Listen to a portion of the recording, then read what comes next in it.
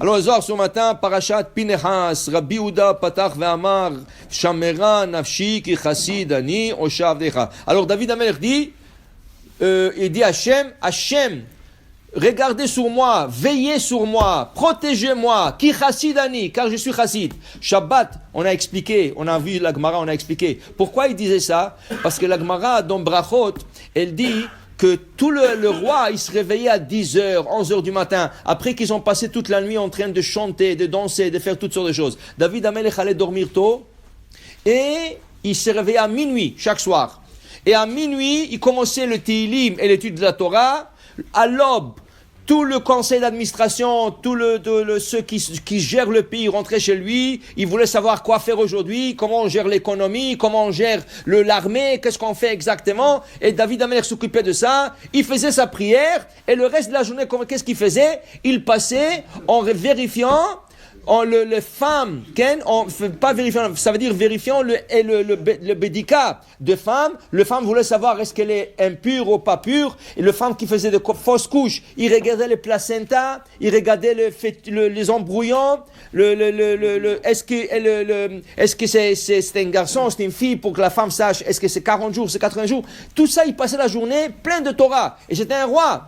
Lo chassidani, je ne suis pas chassid, tout le roi, ils se promènent, ils prennent des yachts, ils vont en mer, et ils font des festivités et tout ça. Et moi, je suis plein de Torah, de minuit, toute la journée, jusqu'au minuit de... Alors, chassidani. Alors, il dit ici, Shamera nafshi, Hachem, protège-moi. Alors, normalement, on dit le soir, Shamor mi baele. En hébreu, Shamor nafshi. Pourquoi Shamera? Pourquoi il y a un he supplémentaire ici? C'est quoi le hey? Pourquoi cette hey supplémentaire? On sait que chaque lettre, elle a sa spécialité. Okay? Chaque lettre, elle a des énergies qu'elle émène dans ce monde, de l'autre monde. Okay? Chaque lettre. La hey, c'est contre Ainara. Vous savez que la lettre hey, c'est contre Ainara. Okay? C'est pour ça qu'on dit Hamza. Pourquoi Hamza? Parce qu'en valeur numérique, c'est hey. Alors, Hamza. Ouais. Alors pourquoi? Ils disent parce que il dessinait à l'époque, il mettait pas la main. Il dessinait c'était une plaque, un médaillon, et dans le médaillon, ils écrivaient la lettre He. Ça, c'était la protection de Ainara. Après, c'est devenu la main. Mais la main aussi, c'est Menatora. Le Rav Frida, il dit, la main c'est aussi Menatora. Il dit que c'est un ségoula, que quand tu montes le paume de la main à quelqu'un, le paume de la main, il émet une certaine énergie qui repousse la Ainara. Alors, si quelqu'un, tu as peur qu'il te donne Ainara, fais comme ça. Okay? Fais comme si tu as chaud. Ah, j'ai chaud. C'est ça. Si tu regardes le Rav Ovadia Yosef, par exemple, toujours dans ce discours, parce que le gens le regardent, le fixe le regarde, il a peur d'Ainara. Alors il faisait toujours de temps en temps, il faisait comme ça, il levait la main. Okay? Si tu regardes le Rabbi de Lubavitch, aussi il faisait comme ça. Okay? Il y a une photo de Rabbi de très très connu, il a levé la main. Ça c'est Hamza, parce que ça protège. Alors si tu as peur que quelqu'un te fasse Ainara, lève la main comme ça, comme si tu parles naturel. Ne fais pas comme ça offusque les gens. Insulte. Fais comme ça. Ah oui, Baruch Hashem. Tu dis Baruch Hashem. Tu comprends? Ça protège. Okay? Il y a une autre chose.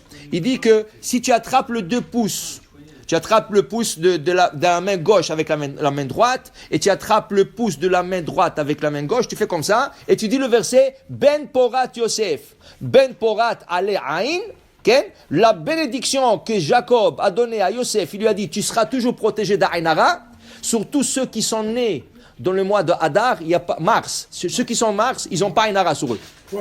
Ils sont au-delà de la Ainara. Le poisson, ceux qui sont dans le mazal de poisson. Le poisson n'a pas Ainara parce qu'ils sont toujours dans l'eau. On ne peut pas le voir. À moins que tu le pêches. Okay?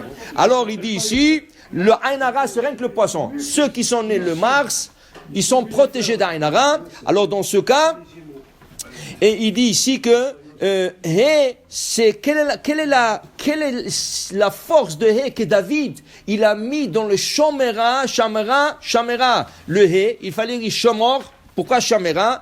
Il dit le He natir la ilaitachada ima il dit ici que le hé, c'est une protection. Ça protège la personne et protège l'âme. Il dit ici pourquoi? Quand l'âme, elle monte au ciel, elle veut trouver une place. Il dit le Zohar ici, Rabbi Yehuda, il dit la pire des choses, que l'âme ne trouve pas une place, elle est comme une pierre jetée dans la rue et que les gens passent, ils donnent du coup de pied et la pierre se promène d'un côté à l'autre. Alors il dit, Shamera Nafshi, la haie, c'est une protection. Et il veut que la haie le protège Nafshi, son âme. Alors il a demandé à Hachem, écoutez Hachem, je suis Hassid, je suis un homme pieux, je suis un roi pieux, qui fait beaucoup de choses pour le peuple d'Israël, au moins observez et faites attention à mon âme, que quand elle monte en haut, elle ne soit pas éparpillée, elle ne soit pas rejetée comme ça, et elle se trouva sa place exactement. Alors pour vous dire, la lettre E, c'est la lettre de protection. D'ailleurs, on dit que la lettre E, c'est très important aussi pour les femmes.